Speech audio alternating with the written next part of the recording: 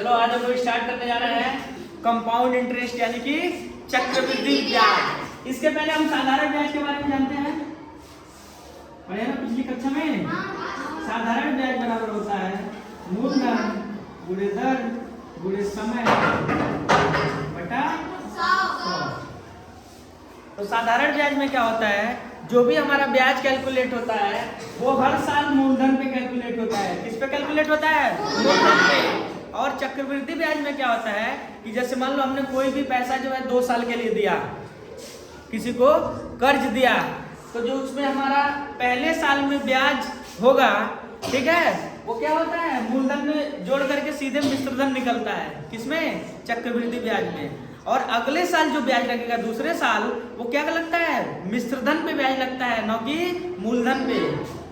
आई बात समझ में? तो साधारण ब्याज में अगर 2 साल के लिए मान लो हमने कर्ज लिया, तो पहले साल भी जो है मूलधन पे ब्याज लगेगा और दूसरे साल भी मूलधन पे ब्याज लगेगा। आई बात समझ में? और चक्रवृद्धि ब्याज में क्या होता है, पहले साल तो हमारा मूलधन पे ब्याज लगेगा, लेकिन दूसरे साल मूलधन पे ब्याज नहीं लगता है। किस पे लगता है? मिश्रधन पे लगता है। तो डिफरेंस दोनों का समझ में आ गया? हमारा साधारण ब्याज का फॉर्मूला होता है मूलधन गुणे दर गुणे समय बटा 100, ठीक है। वहीं अगर हमको चक्रवृद्धि ब्याज निकालना है तो मिश्रधन इज इक्वल टू होता है मिश्रधन बराबर मूलधन गुणे 1 प्लस दर की पावर 100, ठीक है। अगर हम मिश्रधन को क्या मानना है? ए मानना है, अमाउंट, मूलधन को पी मानना है और दर को आर मानना है और टाइम को टी मानना है। तो amount A is equal to हो जाता है P into 1 plus R upon 100 raise to the power T. ये हमारा क्या निकलता है? अमाउंट निकलता है, मिश्रधन निकलता है। अब यहाँ से अगर तुमको ब्याज निकालना है तो ब्याज बराबर क्या हो जाता है? मिश्रधन माइनस मूलधन, या ऐसे डिनोट करोगे कंपाउंड इंटरेस्ट। यहाँ पे चक्रवृद्धि ब्याज लिखो, चक्रवृद्धि ब्याज compound interest equals to amount minus principal. तो इस चैप्टर में हमको इन्हीं 2 फॉर्मूले का यूज करना है। इतनी बात समझ में आ गई? चलो अब क्वेश्चन स्टार्ट करते हैं। हमारा जो पहला क्वेश्चन है,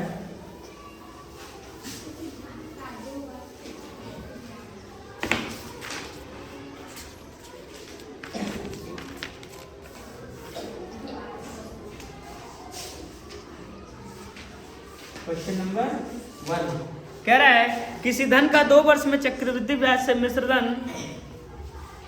2400 तथा 3 वर्ष में मिश्रधन 2520 हो जाता है, तो वार्षिक ब्याज की दर होगी। देखो कह रहा है कोई धन है, ठीक है, जो क्या कर रहा है चक्रवृद्धि ब्याज से मिश्रधन कितना हो जा रहा है, अमाउंट जो हमारा हो जा रहा है 2400 रुपया, ठीक है। कितने समय में? 2 साल में। और 3 वर्ष में कितना हो जा रहा है? अमाउंट हो जा रहा है 2520। तो वार्षिक ब्याज की दर क्या होगी, इस क्वेश्चन में हमको निकालना है। चलो बताओ कैसे सॉल्व करेंगे।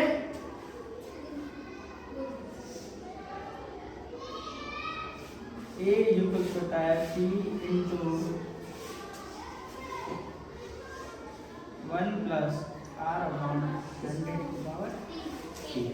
यही होता है ना? अब देखो पहला कंडीशन में अमाउंट कितना हो जा रहा है? 2400 हो जा रहा है। और प्रिंसिपल को हम क्या मान लेते हैं? माना मूलधन x रुपया है, क्योंकि यहाँ पे मूलधन तो दिया नहीं है, इसलिए हम क्या करेंगे, उसको एजम्पशन करेंगे। अब x रुपया है तो t की जगह कितना पुट कर दो, x इंटू 1 प्लस आर हमको कैलकुलेट करना है, रेट ही तो पता करना है, अपॉन 100 की पावर कितने समय में? 2 साल में। ये हमारा इक्वेशन नंबर 1 हो गया, ठीक है।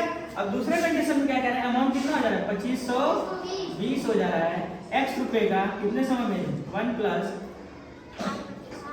आर अपॉन 100 की पावर 3। इक्वेशन नंबर 2 हो गया। देखो दोनों कंडीशन में जो हमारा रेट है वो क्या है? फिक्स है, उसी रेट को पता करना है। तब 2 इक्वेशन हमारे पास हो गया, इसी दोनों को सॉल्व करते हैं। देखो अगर इसको इससे डिवाइड करो तो x जो आसानी से कट जाएगा कि नहीं कट जाएगा? यानी कि डिवाइड करो तो 2400 upon 2520 is equal to x into 1 plus r upon 100 की पावर 2 है अपॉन ये क्या है x into 1 plus r upon 100 की पावर 3। अब देखो x से x पूरा एलिमिनेट हो गया, इस जीरो से ये जीरो बच गया, यानी कि 240 अपॉन 252 इज इक्वल टू, देखो ये 3 पावर है ये 2 पावर है, यानी कि 3 को हम क्या लिख सकते हैं 2 + 1 लिख सकते हैं। तो एक पावर खत्म हो जाएगा, नहीं खत्म हो जाएगा, ये 2 वाला पावर जो इससे पूरा खत्म हो जाएगा, क्या बच जाएगा ऊपर जो है 1 बच जाएगा अपॉन 1 अपॉन r अपॉन, ये बात सबको समझ में आती है कैसे हुआ है। जैसे अगर हम x³ अपॉन x² होता है तो क्या होता है, इससे ये काट देते हैं तो x की पावर 1 ही तो बचती है, वैसे ही x की पावर 3 है और x की पावर 2 है, तो 2 जो है 2 को एलिमिनेट कर देगा तो सिर्फ एक पावर बचेगा। अब देखो ये किससे कटने वाला है, 2 से काटो, तो सही है, फिर 2 से काटो,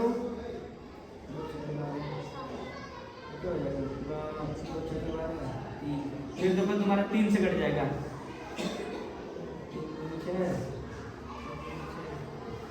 अब जो है यानी कि 20 upon 21 equals to 1 upon 1 plus r upon 100। समझ में आ गया। अब इसका क्रॉस मल्टीप्लिकेशन कर दो, इसको इसमें मल्टीप्लाई करोगे तो क्या आ जाएगा 20 इंटू 1 प्लस r अपॉन 100 और ये 1 इंटू 21, 20 और इसका मल्टीप्लाई करो 20 हो जाएगा प्लस ये 20 r अपॉन 100। समझ में आ रहा है ना। अब यहाँ से क्या आ जाएगा, इसको इधर ले जाओगे तो यानी कि 20 r upon 100 equals to 21 minus 20 यानी कि 1 हो गया। अब इससे हमको क्या मिल गया 20 r upon 100 equals to 1 upon 1, cross multiply कर दो तो 20 r इक्वल्स टू कितना हो गया 100 हो गया। समझ में आ रहा है ना, यानी कि r इक्वल्स टू 100 अपॉन 25%, तो इसका रेट कितना हो गया 5% हो गया। ये हमारा आंसर हो गया। सबको समझ में आ गया।